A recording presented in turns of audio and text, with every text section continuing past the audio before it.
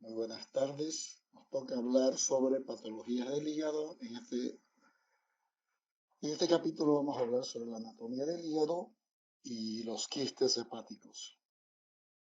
Dentro de la anatomía del hígado, el hígado es la víscera más voluminosa del cuerpo y es una de las más importantes en cuanto a la actividad metabólica del organismo. Desempeña funciones únicas y vitales como la síntesis de proteínas, elaboración de la bilis, necesaria para la digestión y absorción de las grasas. Tiene una función desintoxicante, almacén de vitaminas, glucógeno, etc.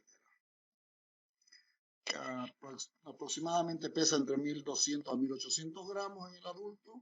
Ya mide entre 23 centímetros de diámetro transversal, antero-posterior 15 centímetros y 6 centímetros vertical. Es homogéneo, liso y de color oscuro, rojo oscuro. Entre las caras tenemos una cara antero-superior y una cara posterior-superior. Los bordes, un borde anterior, un borde posterior. Macroscópicamente está dividido en 4 lóbulos: un lóbulo derecho, el más voluminoso, un lóbulo izquierdo extendido sobre el estómago, un lóbulo cuadrado en la base menor, ya en la base, que es el de menor tamaño de todos los anteriores, entre la fosa de la vesícula y el ligamento redondo, y el lóbulo caudado, situado en la parte posterior de la base del hígado, entre el surco de la vena cava inferior y la fisura del ligamento venoso. Como ver, aquí vemos parte de la anatomía del hígado con sus lóbulos, ¿ya? El hígado se relaciona principalmente con estructuras situadas al lado derecho del abdomen. Así tenemos de atrás hacia adelante la impresión cólica, la impresión duodenal pegada a la fosa cística. La impresión renal menos marcada. En la cara inferior del lóbulo izquierdo está la impresión gástrica y la escotadura del esófago en el borde posterior. Como vemos, aquí vemos ya toda la anatomía inferior, donde vemos la distribución anatómica a través de los lóbulos izquierdos, lóbulo derecho, etcétera, etcétera. Dentro de los medios de fijación del hígado tenemos el ligamento falciforme, que va al diafragma y a la pared anterior del abdomen. El ligamento coronario, cara posterior del diafragma, y se prolonga por los ligamentos triangulares. El epíplon menor, que es gastrohepático. Ahí vemos ligamentos coronarios, ligamento falciforme. Anatomía del hígado. Los vasos del hígado: tenemos la arteria hepática común, que es nutricia, las ramas colaterales, que son pancreáticos, duodenales, peritoneales y epiploicos. Ramas terminales, como la gastroduodenal, que da a la gastroepiploica derecha, pancreato duodenal superior. Y la hepática propiamente dicha, que da a la gástrica derecha, ramos del colédoco y la arteria cística. Dentro de la anatomía del hígado seguimos viendo que los vasos del hígado tenemos las venas suprahepáticas, un grupo superior, suprahepática izquierdo, suprahepática medio sagital y suprahepática derecha. En la parte inferior tenemos las venas posteriores, un grupo inferior. La inervación por los nervios simpáticos procedente del ganglio celíaco, los nervios parasimpáticos, que son del vago derecho, y la rama hepática del vago izquierdo. Inervación sensitiva, nervios esplácnicos y el frénico derecho. También el hígado tiene segmentos, está compuesto por 8 segmentos, los cuales siguen un orden como si fueran las manecillas del reloj. Y así tenemos el segmento 1, 2, 3, 4, 5, 6, 7 y 8. Como digo, siguen la forma de las manecillas del reloj en forma de un espiral. Aquí vemos ya también la 1, 2, 3, 4, 5, 6, 7 y 8. Entonces esa es la segmentación hepática que tenemos ya, que nos ayuda un poco para ubicar zonas de acuerdo a las patologías que encontremos en diferentes segmentos. Aquí tenemos otra forma de división también del hígado en 4 secciones, cuando se dice hígado izquierdo y hígado derecho, ya en 8 segmentos también: medio, lateral superior, inferior, lateral, medio inferior, anterior superior, posterior superior, etcétera, etcétera. Son clasificaciones o divisiones que se utilizan menos. Ahora sí vamos a hablar de una de las primeras patologías, que son los quistes hepáticos.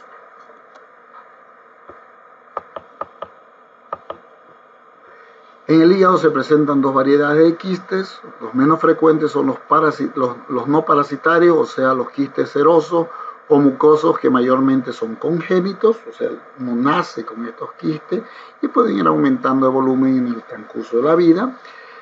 Y los mucosos y los que se pueden desarrollar hasta dimensiones considerables, como les dije, ¿no? De diámetro, cuando son únicos sobre todo. Otras veces los quistes no parasitarios pueden ser múltiples, dando lugar a poliquistosis hepática, entidad que frecuentemente cursa con quistes en otros órganos como el riñón. La poliquistosis del hígado es una afección caracterizada por la presencia de quistes pequeños o medianos por toda la glándula y con predominancia en el lóbulo derecho. Raramente existen quistes grandes entre ellos. Se debe a una alteración en el desarrollo de los conductos biliares, por lo tanto es congénita. Generalmente se asocia con la presencia de múltiples quistes en los riñones. Sintomatológicamente es muda, pero puede presentar hepatomegalia al paciente. La ecografía y la tomografía nos van a ser muy útiles para la presunción diagnóstica. En la laparoscopía ya nos da la confirmación de ver un hígado lleno de quistes. No requiere operación a no ser que se compliquen, ya como que se rompan por algún traumatismo espontáneamente o que se infecten. Excepcionalmente se puede practicar quistectomía de los más grandes en la superficie, lo cual no solucionaría totalmente el problema. Entonces los quistes no parasitarios son otros quistes también denominados quistes solitarios, ya por ser únicos, alcanzan dimensiones hasta 20 centímetros de diámetro. Hay reportes de casos con mayor dimensión y contenido de varios litros.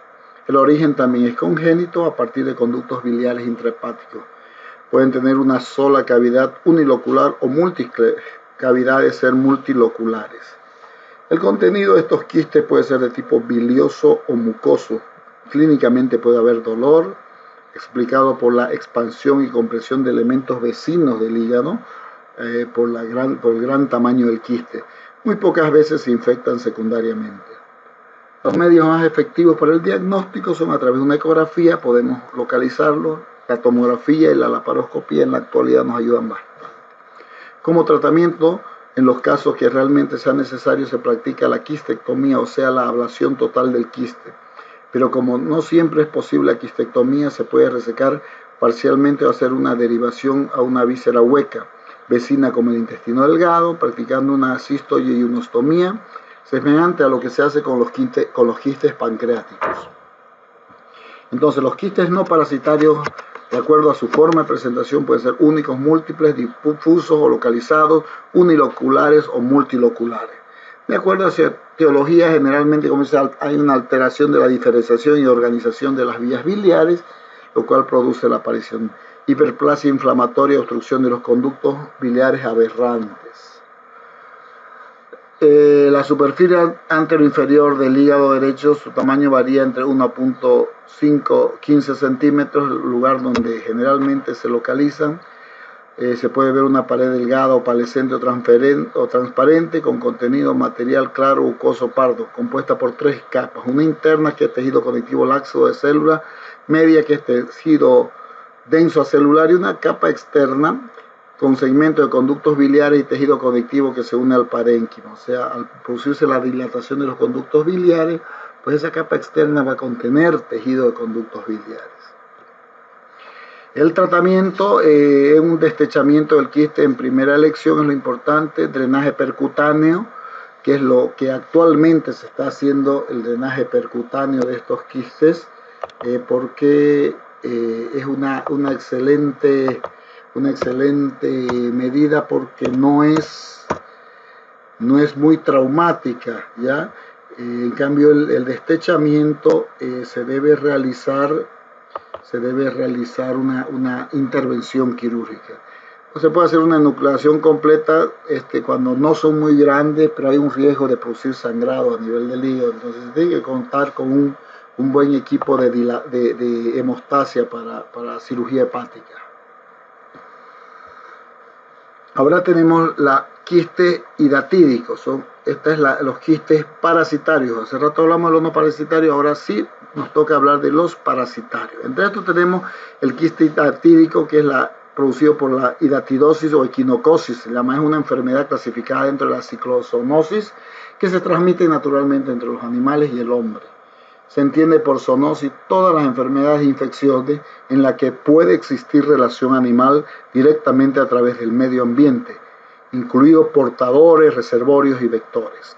Aquellas zoonosis en las que el agente infeccioso debe pasar por más de una especie, vertebrado, perro, oveja, pero por ningún huésped invertebrado a fin de consumar su ciclo evolutivo, se denominan ciclozoonosis.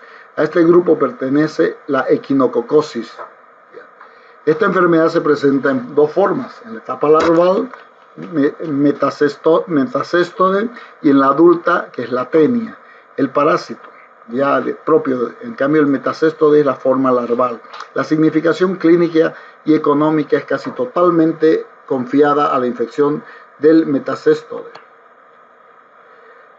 Predomina en el lóbulo hepático derecho y con mayor frecuencia en la región postero-superior de este, segmentos 7 y 8 de la clasificación de Cowinou.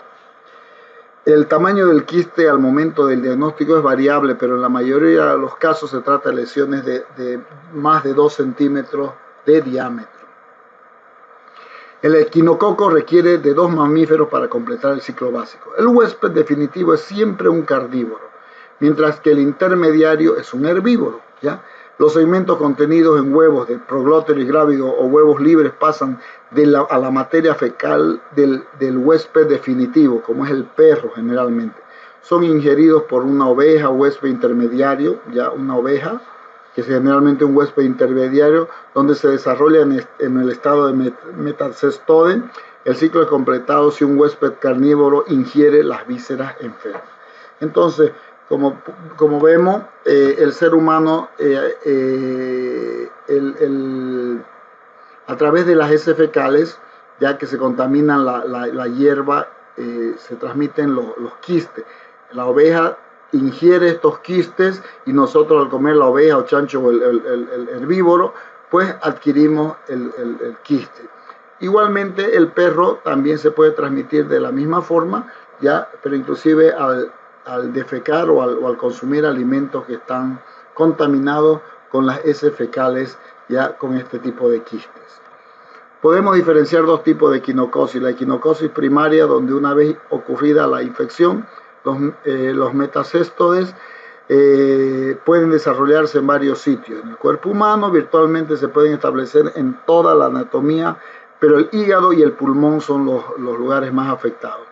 Y la equinocosis secundaria, causada por la diseminación del material de metástasis hacia sitios cercanos u órganos distantes, desde la situación primaria. Parásitos. Podemos conocer 4 tipos de equinococos: equinococos granulosus, el equinococos multiocularis, ya el equinococos vogeli y el equinococos oligartrus, ¿ya? Y aquí vemos una tenia, ya un parásito ya adulto, que es el producto de esta equinocosis.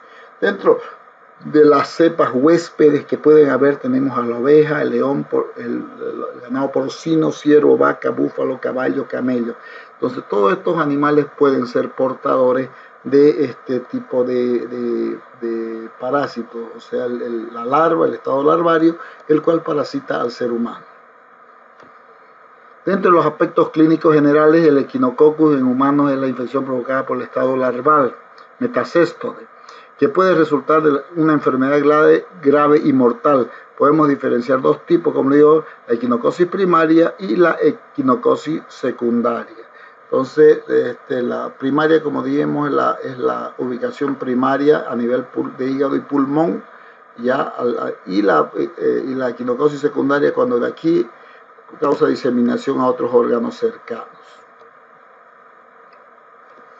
Dentro del diagnóstico inmunológico, aunque el diagnóstico por imagen, ecografía, rayos tiene una buena sensibilidad y aporta más datos, el inmunológico es de utilidad en los casos en que se trate de descartar patologías tumorales o lesiones quísticas, ¿ok? que pudiera ocasionar el parásito. Los criterios parasitológicos, ya presencia del Scolex, cápsula, membrana, etcétera, dentro del líquido que existe, sobre todo en el hígado, ¿no? Son diagnósticos por excelencia, pero son utilizados en la minoría de los casos a través de punción percutánea o laparoscópica. Por lo tanto, la confirmación específica debe realizar sobre el diagnóstico inmunológico. Para esto para que se produzca la reacción antígeno-anticuerpo es necesario cumplir ciertos requisitos. Capacidad de respuesta inmunológica del huésped, que casi todo el mundo la tiene. Contacto con el sistema inmunológico, con los antígenos del quiste, que hay una fisura, una rotura de la capa germinal. Localización del quiste, que marca diferencias en la positividad. Y otros factores que influirían que están referidos a la inhibición del suero, el huésped, diferencia antigénica entre las distintas cepas de inmunoglobulina. Entonces tenemos varias pruebas, como tenemos aquí, ustedes pueden ver la prueba de ELISA en un 63% nos da una sensibilidad, Western Blot, que es parecida a la que se utiliza en el SIRA. Ya el ARCO 5 DDS, una de las pruebas es más específica.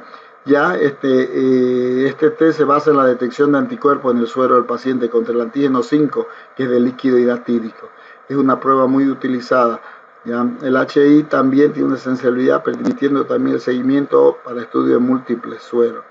La inmunoelectroforesis, también la inmunofluorescencia indirecta, también tiene sensibilidad y especificidad. La detección de IgG y IG4, IgG1 y IgG4, ya para el aumento de estas juntas, cuando aumenta esta inmunoglobina, pues depende del grado de evolución que tenga la enfermedad. Dentro del diagnóstico por imagen es importante las radiografías convencionales, una radiografía contrastada que nos podría ayudar a ver un aumento de volumen del hígado, la arteriografía, centrilografía para hacer diagnósticos diferenciales, la ecografía nos muestra esta lesión ocupante a nivel del hígado, la tomografía axial computarizada, colangiografía, resonancia magnética, colangioresonancia, la laparoscopia, punción percutánea, etcétera, etcétera. Son diferentes métodos de diagnóstico. Ahí vemos una tomografía, ya donde un corte muestra que el lóbulo hepático derecho, una imagen quística de aspecto tabicado y una dilatación de la vía intrahepática. Aquí hay otro tipo de lesión, no son muy claras, pero aquí hay una lesión, un quiste hidratídico palpable, donde en la imagen claramente no nos muestra, pero aquí tenemos ciertas imágenes como aquí, que nos mostrarían ya el parásito en estado larvario. El parásito en estado larvario, ya el cual nos permite ver los metacestode adentro del hígado, ¿no? Aquí hay otra imagen donde vemos que adentro del hígado se encuentran los parásitos, podemos ver dentro de los quistes, ¿no? Que es un quiste bastante grande con su buena pared y cobertura, bien tabicadito. Acá hay un quistes múltiples de hígado, una poliquistosis hepática múltiple. Igualmente aquí en una ecografía, ya aquí inclusive en radiografía podemos ver un derrame pleural por la irritación que producen estos quistes. Dentro de la clínica es asintomático en su inicio, después puede producir urticaria generalizada, dolor abdominal, fiebre si se infecta, ¿ya? El tratamiento del quiste parasitario generalmente se utiliza los benzimidazoles, que se llama como el mebendazol, albendazol, ¿ya? Vamos a usar los durante 4 a 7 días, así como también durante un mes albendazol o 3 meses mebendazol. Ya la aspiración con aguja fina se puede hacer para hacer detención o aspirar el quiste. Dentro de los pacientes sintomáticos a veces no queda más que realizar el tratamiento quirúrgico de este tipo de quistes.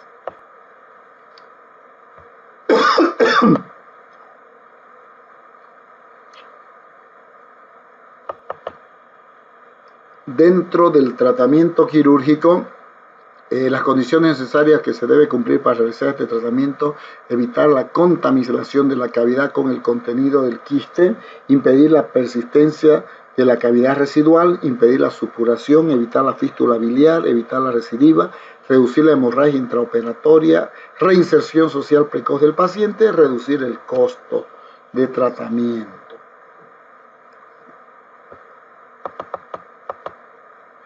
Dentro de las contraindicaciones de la cirugía serían los quistes múltiples, quistes de difícil abordaje o localización accesible, quistes no viables, quistes parcialmente o totalmente calcificados, quistes de tamaño pequeño. Y aquí tenemos otras imágenes de quistes hepáticos, una poliquistosis.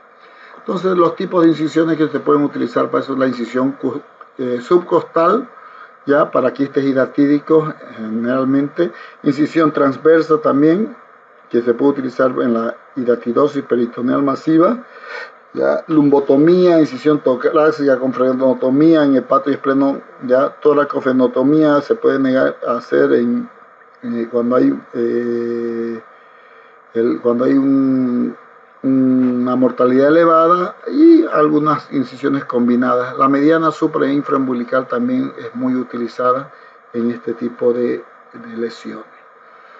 ¿Cuál es el tratamiento recomendado por la OMS para esto? Entonces, quistes hepáticos de gran tamaño y con numerosas vesículas hijas, quistes hepáticos únicos de localización superficial y susceptible de ruptura, quistes infectados, quistes que posean comunicación con la vía biliar, quistes que ejerzan una presión importante generando un efecto de masa ocupante sobre órganos vecinos.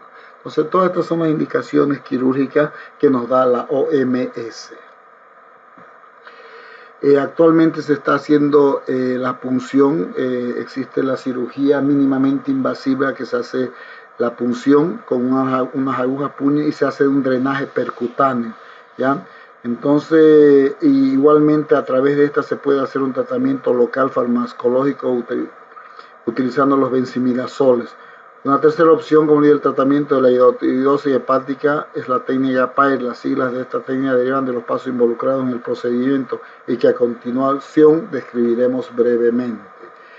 Este procedimiento, como digo, consiste en la introducción de una aguja fina, ya dentro a través del hígado, hasta localizar el quiste a través, generalmente por ecografía o por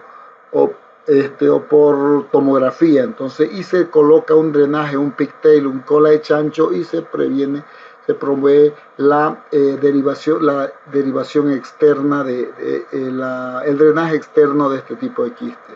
Muchas veces se tiene que infiltrar solución hipertónica a nivel del quiste para destruir estas larvas. Ya las soluciones hipertónicas como hipertrosa al 33%, al 50% infiladas dentro del quiste, pues producen la muerte de este tipo de larvas, ya por la hipertonía que se produce en la zona. Entonces ese es el tratamiento en sí que se tiene que hacer dentro de los quistes hidatídicos. El tratamiento quirúrgico, como dijimos, es muy importante, pero hay que tener mucho cuidado con evitar la diseminación y la siembra peritoneal. Si se nos revienta un quiste de esto dentro de la cavidad y se derrama dentro, se va a producir la siembra de las larvas por toda la cavidad peritoneal. ¿Ya? Entonces es muy importante empapar compresas con soluciones hipertónicas alrededor del quiste, hacer una pequeña incisión y empezar a aspirar el quiste para evitar su diseminación a través de la cavidad abdominal. Muchas gracias, joven. Eso es todo.